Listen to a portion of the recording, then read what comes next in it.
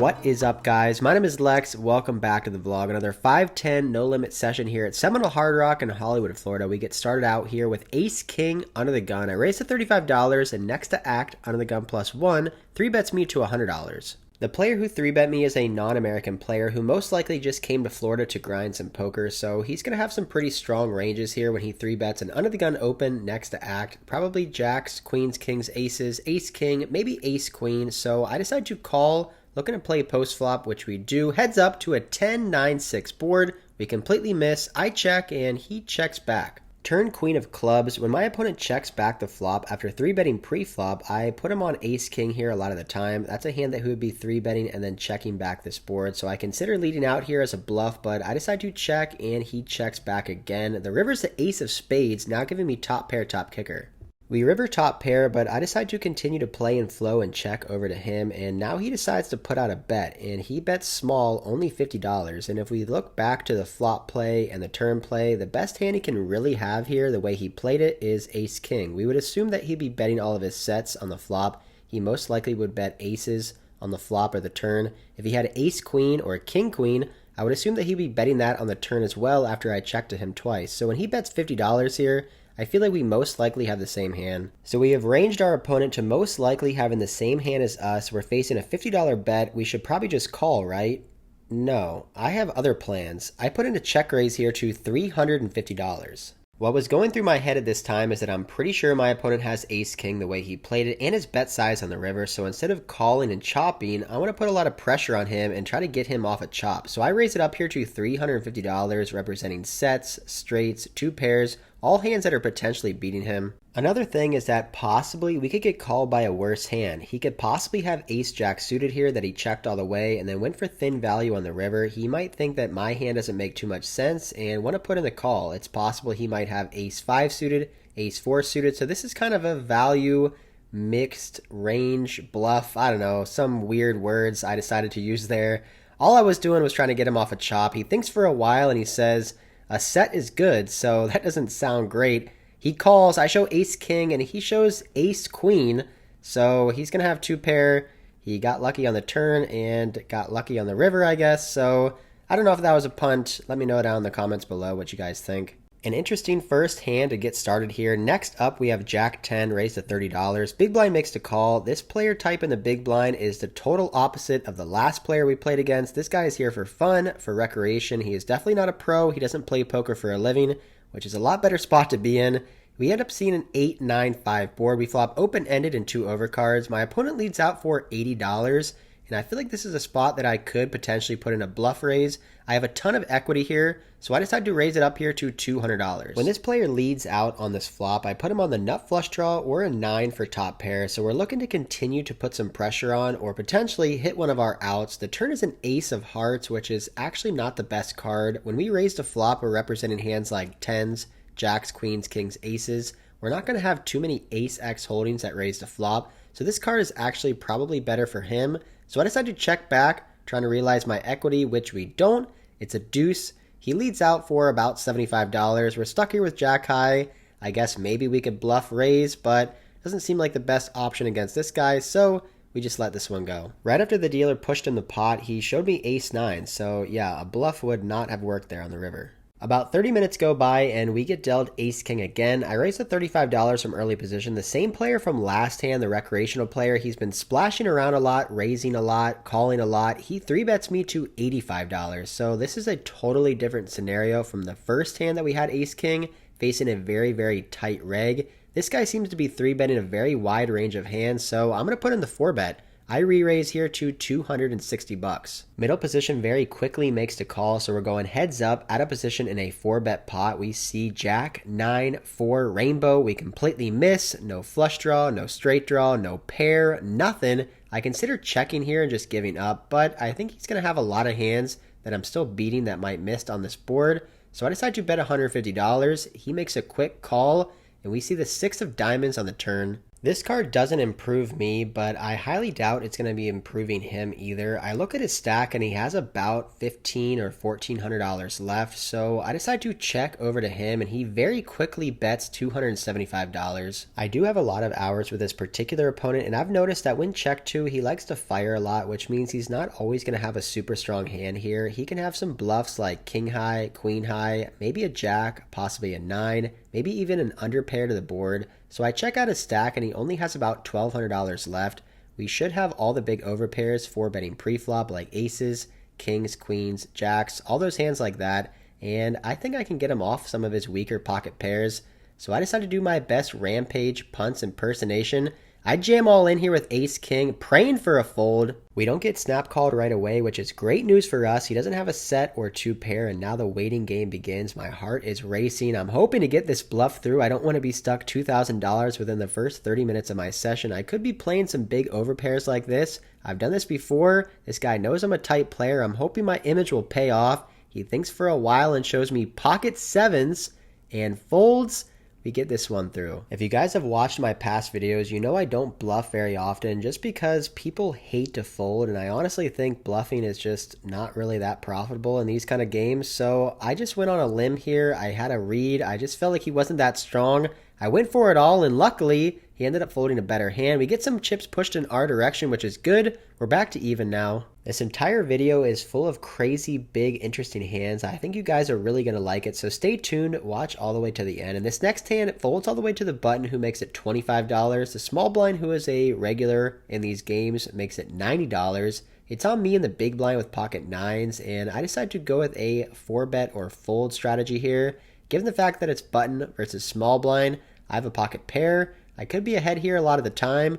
I decided to 4-bet to $215. When the button opens and the small blind 3-bets, he should be doing this with a ton of hands, like some offsuit and suited broadways, some suited aces, some pocket pairs, maybe even some suited connectors. So I feel like he's going to fold here a lot of the time. And if he does call, we can narrow his range down to pocket 10s, maybe ace queen, ace king, king queen suited, hands like that. He thinks for a while and does decide to put in the chips. So we're playing another 4-bet pot, back to back, and we see a board of jack, jack 3, 2 diamonds. Small blind checks. I decided to continue for a bet of 4 green chips, $100. He doesn't think for too long and makes the call. The turn is the 4 of diamonds, now bringing 3 diamonds on the board. We do have the 9 high flush draw. I do think my opponent is going to have some more flushes in his range than I will. He should have some more suited Broadway cards compared to our 4-betting range. So when he checks, I decided to check this one back, and the river double pairs the board. The small blind does check for a 3rd time. Sometimes we could be betting here to get called by ace high, but I think it's pretty thin against this player, so I just check back, and pocket 9s end up being good, so we 4-bet twice, and we end up taking down 2 pots. Now we're up a couple $100 in the session. Unfortunately, in this next hand, my camera focus was off. It kept focusing and unfocusing, so I apologize in advance. I have ace-10 of diamonds in the cutoff, make it $35. The button makes it $105. He's another Spanish pro that came here just to play some poker. We're going to try to take some of these guys' money so they leave with less of it, and maybe they won't come back next time. I make the call, and we see a 9, 3, 4 board, all diamonds. We flop the nuts. That is what I'm talking about. We have the best hand possible in a 3-bet pot. I check over to him. He puts out a bet of $115, and I make the call. The turn pairs the board, 3 of spades, so now we are losing to some full houses, but I don't think he's going to have many full houses in his range. I check. He bets $375 this time with about $500 left in his stack. So now we do have to contemplate our options. Should we call and continue to slow play here, or should we just jam all in for the last $500? Now, if he is bluffing with a hand like ace queen with the queen of diamonds, king jack with the king of diamonds, something like that, I want him to continue to bluff on the river. If I go all in here, he's just going to fold all of his bluffs and maybe even fold some overpairs that he has. So I don't want to scare him away. I have the nut flush. He only has $500 left. I feel like it's going to be pretty easy to get all the money in the way he's betting. So I make the call. We go heads up, out of position to the river, which double pairs the board. It's a 4 of hearts. Not the most ideal run out when you flop the nuts. The board double pairs, but I just don't think he's going to have many 4s or 3s in his range. I decide to check over to him with about $500 left in his stack. I am just praying he goes all in here. He's all in.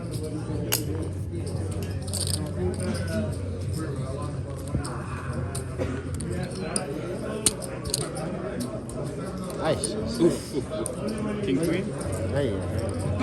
He does shove all in. I don't even bother putting chips in the middle. I just show my cards, and he shows king queen of diamonds for the second nut flush. So a pretty huge cooler there. However, I never feel bad taking some Euro Pros money. In fact, I kind of enjoy it. After getting lucky and coolering this guy, winning two 4-bet pots back-to-back, we're up over $1,400 with a 4.7k stack. We switch seats to get a better viewpoint for the video and look down at ace-10 offsuit in middle position. There's an under-the-gun limp.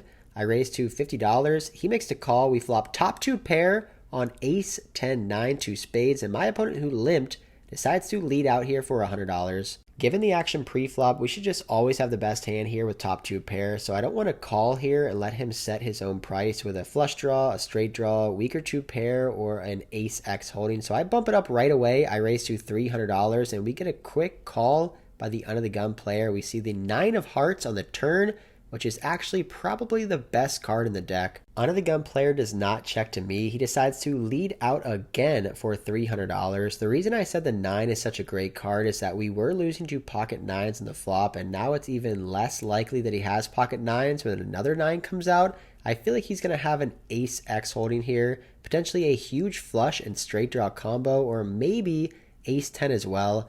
I don't know if I should raise here and just put him all in for his last $1,500 or just call. And given this line, it is pretty strong from him. He faced a raise on the flop and now leads again on the turn. So I just make the call, going to the river, which is the 4 of spades. The front door flush does get there. I do not like this river card. If he was bluffing with a flush draw, he now got there. The ace-x of spades is now beating us. He contemplates his options, stacks up some chips, and puts out a huge bet of $1,000. A nasty spot for us. My stomach is churning. I am squiggling around in my chair. I have no idea what to do. I flop top 2 pair. The board ran out pretty bad for my hand. My opponent is showing a ton of strength, leading out on the flop, leading out again on the turn, and now betting $1,000 on the river. Unfortunately, there's just not many bluffs that he's going to be doing this with. Maybe queen jack, king queen, king jack. It's possible he has a hand like ace king with the king of spades, ace queen with the queen of spades, and he's just going crazy, not looking to check, call, or river bet. He maybe has ace 10 as well. It is possible. In these kind of situations, I like to just go with my read, and I've seen this guy bluff a couple times. He seems pretty splashy. He looks like he's here for fun. Doesn't look like he's a tight pro like some of the other guys at the table, so I get frustrated. I want to see.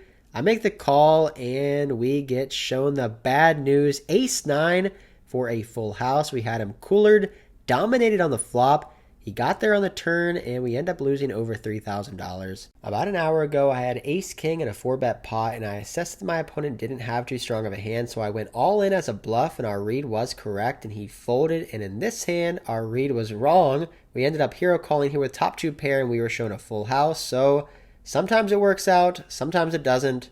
That's just poker. After this hand, I was feeling very tense, stressed out, a little bit anxious, so I did something I don't normally do at 510, and I ordered myself a drink for St. Patrick's Day. We have a lime margarita here. Hopefully, this will help us relax and maybe play some better poker. A few hands later, under the gun limps, I have pocket kings, a premium hand. Let's play a big pot. I raised to $50, and now the small blind, same player from last hand with ace-9, puts in a third bet. He re-raises me to $150. The action folds back over to me. I have about $4,000 in my stack, and after winning a bunch of pots, my opponent covers me. I think a re-raise is incoming here. We've got the second best hand you can ever get pre-flop, so I bump it up. I put in a 4-bet to $400.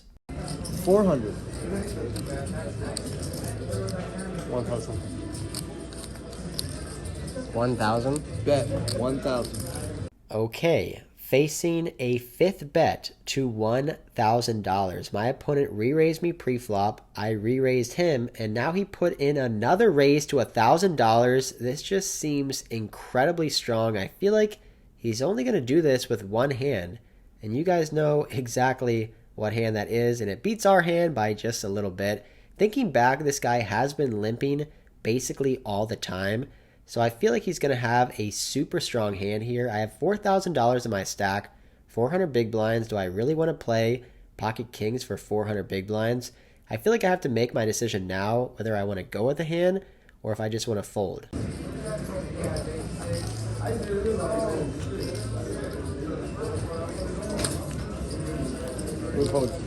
Sure. Can I see? Aces, no spaces. It was aces, bro. I'm not sure if I've ever been in this spot before, holding pocket kings facing a 5-bet. I put him on aces, which is why I folded, and luckily he shows us pocket aces, so we've made some good reads tonight, some bad reads tonight, and this one saved us a lot of money. After losing back-to-back pretty big pots, I took a 10-minute break trying to cool down and relax a little bit. Next up, we have pocket nines. There's a $25 straddle, $25 call from the cutoff. I raised to $100 in the small blind. He makes the call. We see a 7-high board, pretty connected. I bet $135. My opponent makes the call. The turn pairs the 7. Not really a good card for us. I check. He bets 175. I call. River's a jack of hearts, bringing an over card to our pair. I check. He bets 375. I just don't think this is a bluff. I don't want to pay this guy off and be down even more money, so I frustratingly make the fold. We then get moved over to the 5-10 main game, which doesn't look too great. About 6 other professionals and only 1 or 2 recreational players giving some action. I'm probably not going to stay too long at this table. The poker gods tried to punish us earlier and make us lose all of our money, kings versus aces, but they're trying to redeem themselves. When they give me pocket aces, my first hand here at the new table, I raise to $35 from early position. I get a middle position call. We see a king high board. I put out a c-bet, and unfortunately, my opponent folds, and this ends up being our last hand of the night. We call it quits, end up racking up my chips, heading to the cage, and cashing out. All right, guys, that is it for this one. Out here by the beautiful Guitar Hotel, all lit up by the pool. It's a beautiful evening here, like 72 degrees, hot, humid, just the way I like it, but unfortunately, at the tables tonight did not go the way I wanted it to go. We had a super swingy session, honestly, like a really mentally tough, draining session. We started off down money, we got back to even, then we were running good, we were up a bunch, and then we got back to even, then we lost and lost and lost. Ended up losing $1,900 on the session. Pretty tough session, honestly, mentally. Like, it wasn't really any huge pots or any big loss, but for some reason I just felt like mentally drained after the session. Sometimes you just leave the poker room and you're like, ah, that sucked. Like, I just feel beat up, you know? I'm like, poker will do that to you sometimes. Like, it's a really tough game, and doing it for a living is even tougher. I got a drink tonight to try to like relieve some stress and you know, anxiety, and relieve some tension, which I hardly ever do. If I'm playing 5-10, I usually try to play pretty serious, but I got a drink to try to feel a little bit more relaxed, and it did help. Obviously the cards didn't really go in my favor the rest of the night, but I think the stress and the tension is kind of coming from my lifestyle choices right now of being a nomad and just traveling around. Now, of course, freedom is great. Having the freedom to go wherever I want is great, and I love it. I like to be able to go from Texas to Miami to wherever, but I don't have a home. I don't have a place where I call mine for now. I'm staying with friends, I'm staying in hotels, Airbnb, extended stays, and I love it because I can travel wherever I want, but it's stressful. I don't know where I'm gonna stay next week, you know, I have to figure that out. It's super expensive here in Florida right now. My plan was to come back here and get a apartment, but the prices are insane for apartments. I plan on going out to the WSOP, World Series of Poker in Vegas in June, so I'm gonna travel all the way out there. So I'm gonna be gone for 2 months. So I'm like, do I really want to book or rent an apartment here in Florida and then be gone for 2 months during the WSOP? So what I've decided is I'm gonna stay here for a couple weeks or a month or 6 weeks, then I'm gonna go back to Texas and then eventually back to Vegas for the World Series of Poker. So that leads to me still living this life of not having a home, being a nomad, kind of doing my own thing, which is stressful sometimes, but you know, with the stress comes freedom, so I have to make choices, and my choice right now is to continue to live this kind of life. And I do like it, but of course sometimes it's tough, you know. I felt this way sometimes in Vegas when I was feeling a little bit down, a little bit frustrated, a little bit annoyed or anxious and stuff like that, and you know, sometimes those feelings come up, and I want to be real with you guys. I want to express how I'm feeling and how things are going. Poker's not always easy. Poker's not always fun. It's a tough game. It's a tough game, especially if you're playing for a living and then leading, you know, other things going on in life also can lead to making things kind of tough, but you know, that's what happens. I'm gonna take a break tomorrow, take the day off. I'm gonna play with my dog, gonna go to the gym, maybe the beach, go out, maybe in Miami, Fort Lauderdale, something like that. We'll see. Take a day off poker and hopefully come back Saturday. We can run good, feel better, we'll see. Hope you guys liked this video. Hope you watched Rogue in the beginning and you enjoyed that. Hope you enjoyed all the exciting hands tonight. If you did, hit that like button. Comment down below if you have any questions or anything like that, and subscribe if you're not already subscribed. All right, until next time, I'll see you.